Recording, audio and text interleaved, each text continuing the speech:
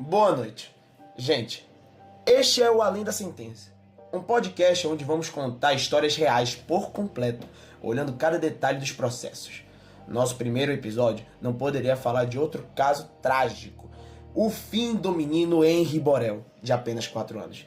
E é importante deixar claro que todas as informações aqui vêm da sentença da juíza Elizabeth Machado Louro e dos autos do processo. Exatamente. A ideia aqui é ir além da sentença mesmo. Não só repetir o que saiu na imprensa, mas entender como as coisas realmente aconteceram. O que o tribunal concluiu e o impacto disso tudo. Então prepara o fone porque a história do Henry é forte, mas precisa ser contada com precisão e respeito. Meu nome é Ítalo Romano. E o meu nome é Pedro José. E estamos aqui para o primeiro episódio do Além da Sentença. Vamos começar pelo começo. Quem era essa criança e o que aconteceu naquela noite fatídica?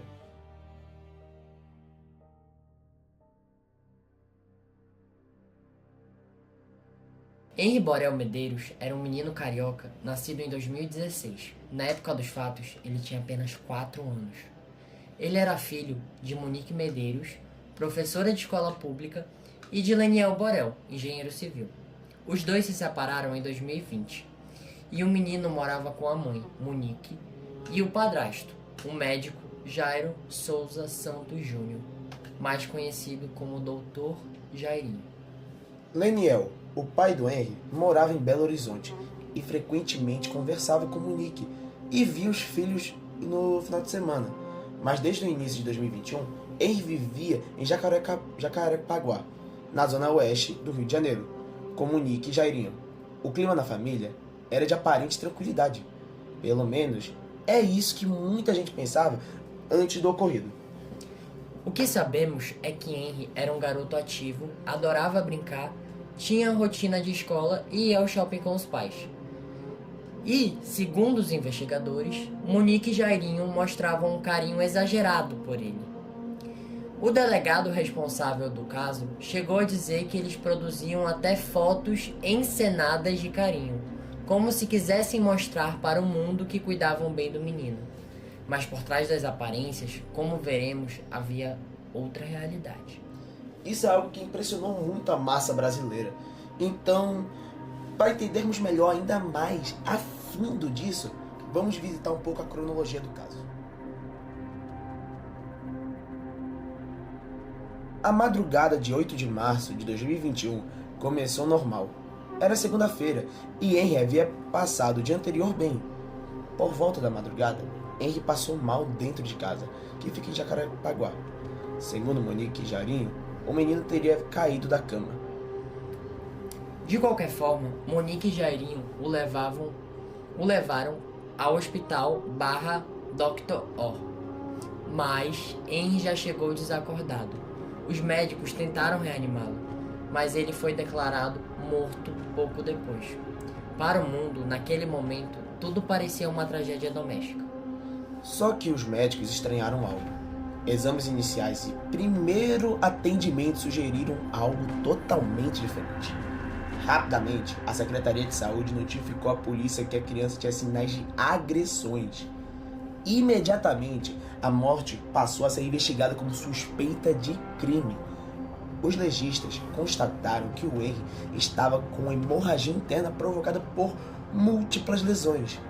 Algo muito grave para ser um simples acidente doméstico. Em palavras do laudo do Instituto Médico Legal, abre aspas, os ferimentos eram incompatíveis com a visão inicial da queda, fecha aspas. Em outras palavras, os exames mostraram que Henry tinha várias lesões pelo corpo e uma forte hemorragia interna. Com base nisso, os investigadores abandonaram logo a ideia de acidente. Chegou-se rapidamente à conclusão: o menino havia sido vítima de uma agressão física intensa. O próprio delegado Henrique Damasceno, à frente das investigações, afirmou: não resta a menor dúvida em relação aos elementos que nós temos sobre a autoria do crime dos dois. Em outras palavras, já naquela fase inicial, a polícia tinha provas claras que Henry não morreu por acaso. Alguém espancou ele até a morte. Henry não foi só um caso, foi um dos casos mais famosos do Brasil sobre agressão infantil. E isso não pode ser deixado de lado. Outra coisa que vamos investigar aqui, falando nela, a própria investigação.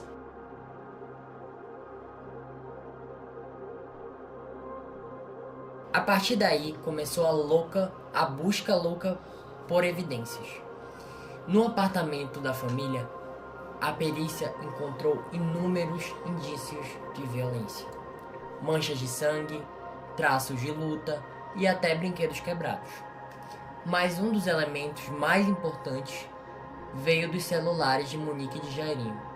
Sim, durante a noite, o casal tentou se livrar dos aparelhos, jogando-os pela janela do prédio, mas a polícia conseguiu recuperar boa parte dos dados. Foi aí que tentaram em cena as conversas com a babá de Henry, Tainá Ferreira. Tainá era a babá da casa e havia se envolvido profundamente no caso. Ela até chegou a mudar várias vezes sua versão em depoimentos. Foram 3 mudanças de depoimento. Mas ficou registrada uma conversa que espantou os investigadores. Em fevereiro de 2021, Tainá havia mandado mensagens para Monique contando em tempo real que o Dr. Jairinho torturava Henry no seu apartamento, dando a entender que estava filmando enquanto isso acontecia. Exatamente. Há prints no celular que mostram as cenas de tortura acontecendo. Não podemos mostrar no vídeo, porém, se você pesquisar a fundo por você mesmo, você pode encontrar. Incluindo palavras como chutei e sons de tapas, segundo as mensagens. Por causa dessas provas, Tainá chegou até ser indiciada por falso testemunho depois, mas inicialmente seus relatos ajudaram a polícia. Além disso, a polícia encontrou no celular do Jairinho troca de mensagens comprometedoras. Testemunhas externas também colaboraram. Uma diarista da casa de parentes de Jairinho, Leila Rosângela, disse que viu Henry reclamando de dores e dizendo que o padrasto o agrediu. Tereza Cristina, ex-cunhada, relatou que viu um menino chorando, dizendo que o padrasto batia nele enquanto a mãe cuidava do cabelo. Essas testemunhas, embora difíceis de trazer ao processo, reforçaram o quadro de agressões. Internamente, o Ministério Público já preparava a denúncia. Em 6 de maio de 2021, pouco mais de 2 meses depois do crime, a promotoria denunciou Monique e Jairinho pelos crimes de homicídio triplamente qualificado e tortura, além de coação.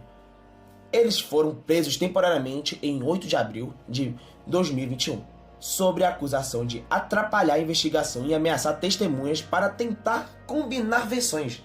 Resumindo, a polícia tinha provas suficientes para tratá-los como suspeitos de matar Henry Borel Medeiros.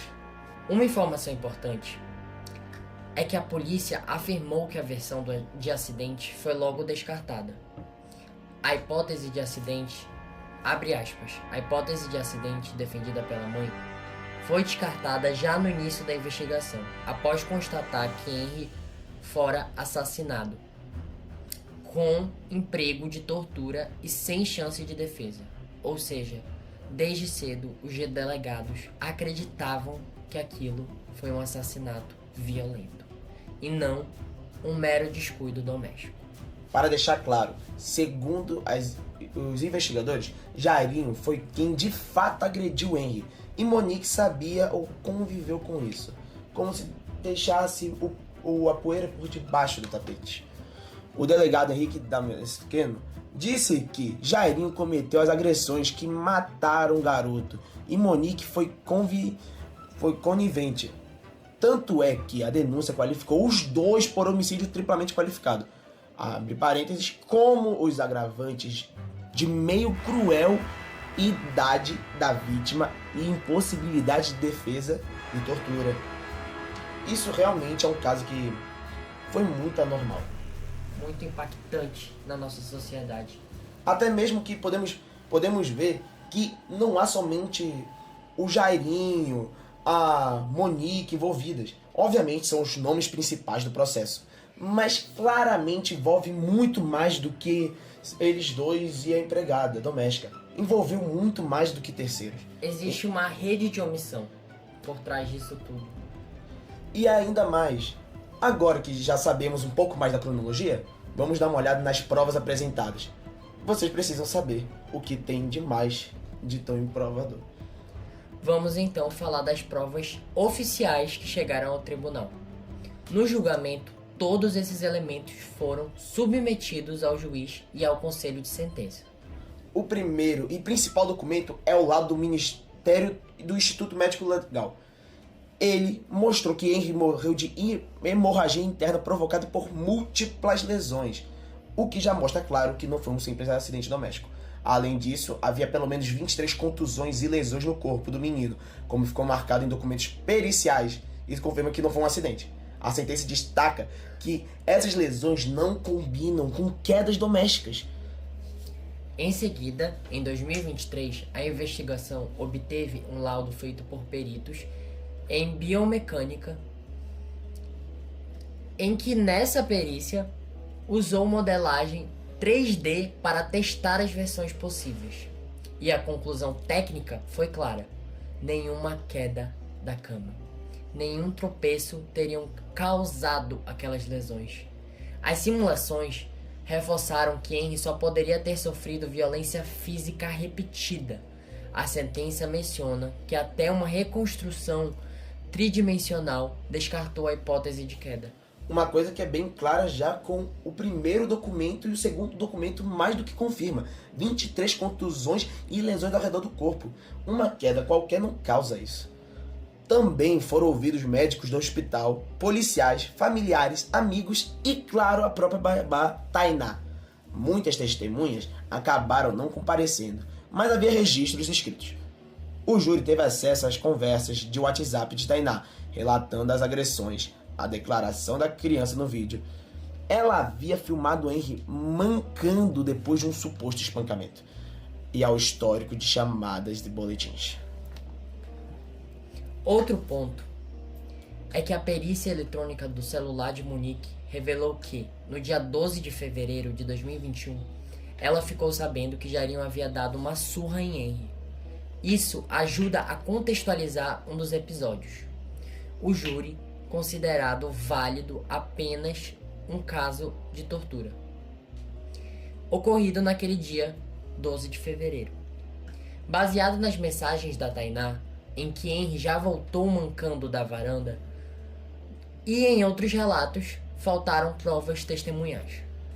Em resumo, um conjunto formado por laudos médicos, digitais e testemunhos convergiu para a mesma tese: que Henry não sofreu um acidente doméstico e sim foi assassinado por um espancamento seguidos de dias e após dias. Como observou o laudo anexado, todas as evidências médicos legais, periciais e circunstanciais convergiram com os fatos do ocorrido. Ou seja, cada prova se encaixou, desenhando o cenário de um crime de tortura e homicídio. Antes de ir para o júri, a defesa de Monique tentou anular algumas provas, como o chat de Tainá e as conversas apagadas. Mas o STJ e o STF mantiveram tudo válido. No fim, tudo foi às claras no tribunal do júri. Movimento muito perspicaz da justiça brasileira. Uma das primeiras vezes que eu vejo isso acontecendo. Realmente. Bora aí agora para o ponto principal que aconteceu até que recentemente, o julgamento de Monique e Jairinho. O julgamento popular começou no dia 6 de maio de 2026 e durou 11 dias, o mais longo da história recente do Tribunal de Justiça do Rio de Janeiro. Considerando que é um estado muito violento, simplesmente é inacreditável. Foram vários dias de depoimentos, reconstituições e tensão. Mais de 40 testemunhas foram chamadas, policiais, médicos, vizinhos, conhecidos do réu e, claro, Tainá, que mantinha versão confusa. No tribunal, o Ministério Público reforçou o que vinham dizendo. Henry foi torturado até a morte por Jairinho e Monique omitiu ao invés de proteger o filho. A defesa de Jairinho atacou as provas digitais, dizendo que nenhuma falava de tortura. e alegou que o menino caiu da cama e ela ofereceu socorro imediato. A defesa de Monique insistiu que ela amava o filho e nada faria para machucá-lo, querendo inocentar a mãe por esses crimes, mas reconhecendo o eventual coautoria moral por omissão. Depois de muita argumentação, os jurados se retiraram para deliberar. E no dia 4 de junho de 2026 vieram os vereditos do júri. Jairinho foi condenado e Monique absolvida de homicídio intencional, mas culpada de tortura por omissão e em um caso específico. O que significa? Isso já iremos detalhar. Jairinho foi condenado pelos 3 delitos que constatavam na denúncia: homicídio qualificado, com as qualificadoras de meio cruel e sem possibilidade de defesa da criança, além da agravante de a vítima ser menor de 14 anos, tendo 10 anos a menos, tortura da criança e coação no curso do processo por pressionar testemunhas. Na prática, o conselho de sentença entendeu que ele matou Henry de forma premeditada e cruel.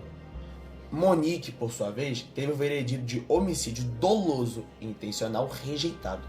Os jurados desclassificaram o crime para homicídio culposo sem intenção de matar.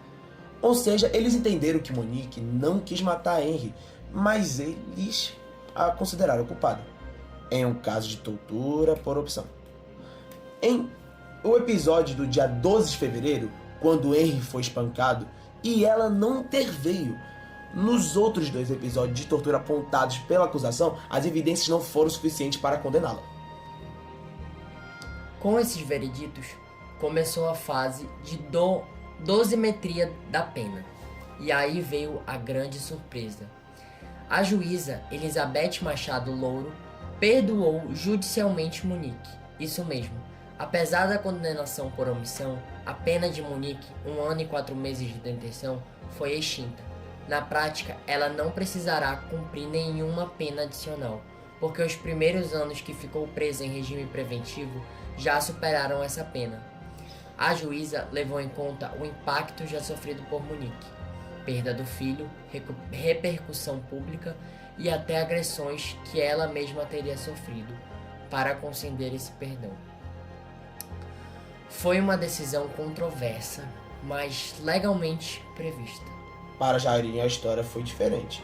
A juíza Elizabeth Machado Louro fixou a pena total em 43 anos, 9 meses e 20 dias de prisão. Detalhe, essa pena considerou dias corridos de 21 em regime fechado. Foi a somatória de 3 partes: 35 anos, 6 meses e 20 dias pelo homicídio qualificado, 6 anos, 3 meses pela tortura e 2 anos pela coação.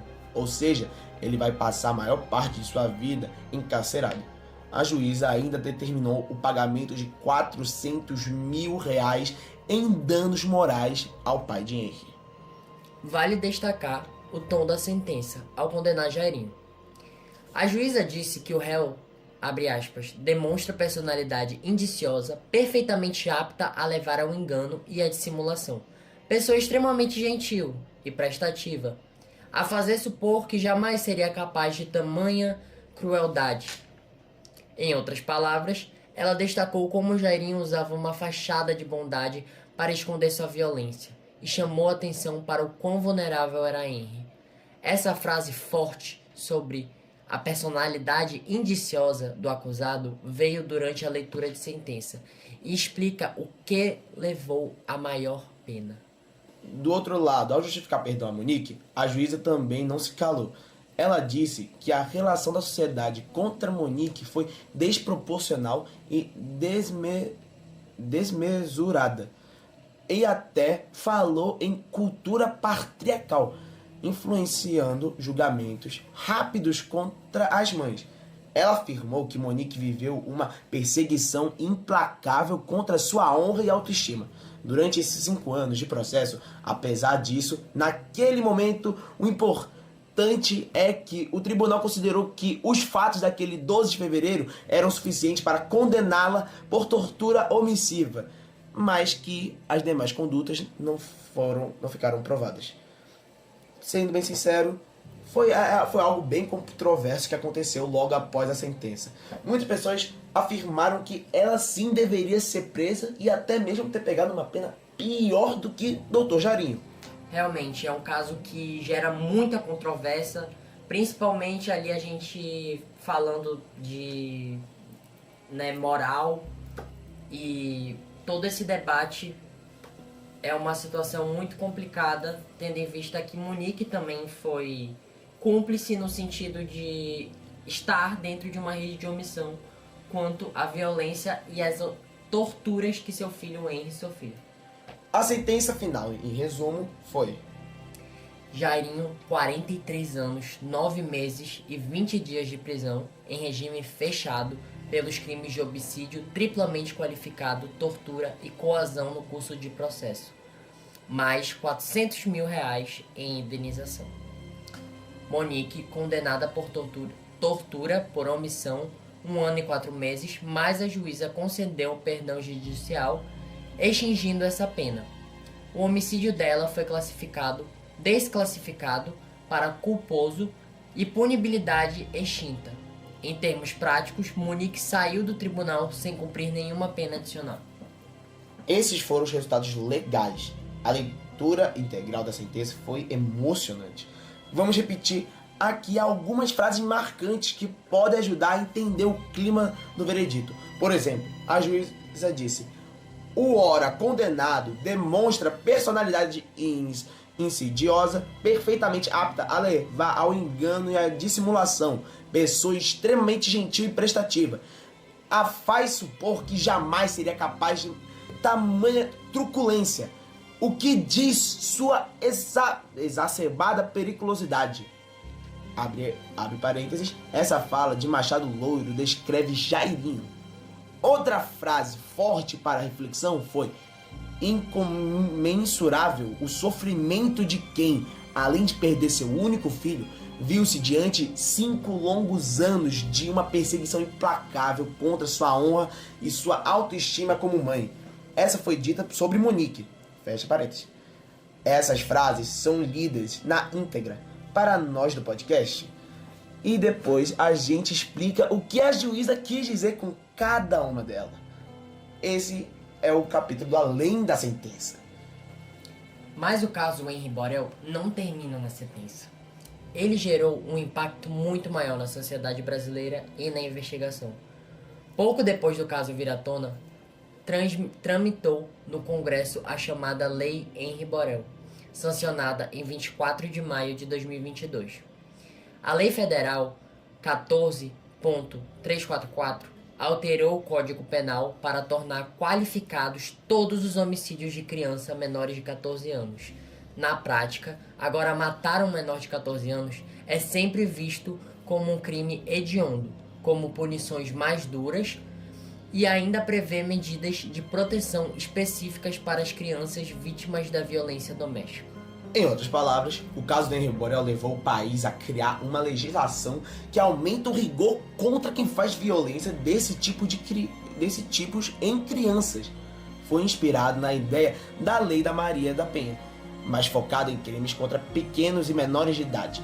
Além disso, o caso trouxe debates sobre a responsabilidade de pais e padrastos, sobre a omissão de quem ficava sabendo das agressões e sobre a importância de uma investigação rápida em casos assim.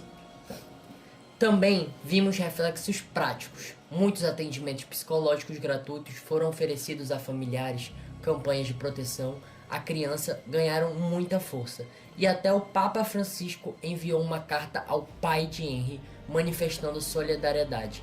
O fato é que a história do Henry Borel comoveu o país e o mundo e fez muita gente repensar como reagir diante de suspeitas de abuso infantil. Sendo bem sincero, um movimento muito elogiável do Papa, que Deus o tenha, sim. Papa Francisco. Aqui no podcast Além da Sentença queremos sempre essa reflexão. Depois de um caso tão chocante, a pergunta que fica: como podemos garantir que outras crianças tenham proteção real? E o que cada um de nós pode fazer além de cobrar justiça nos tribunais. Além, como o próprio nome do podcast sugere, queremos olhar além da sentença. A condenação do réu e o perdão judicial foram apenas o fim de um capítulo, o legado que fica e a proteção das próximas gerações. Muito obrigado por ouvir esse episódio especial do Além da Sentença. Se você ficou com alguma dúvida ou quer sugerir um caso para os próximos episódios, manda mensagem pra gente. E lembre-se, conhecer os detalhes dos casos ajuda a prevenir futuras tragédias. Meu nome é Ethan Romano, mais uma vez. Meu nome é Pedro José. Até o próximo episódio, onde Falou, continuaremos além da sentença.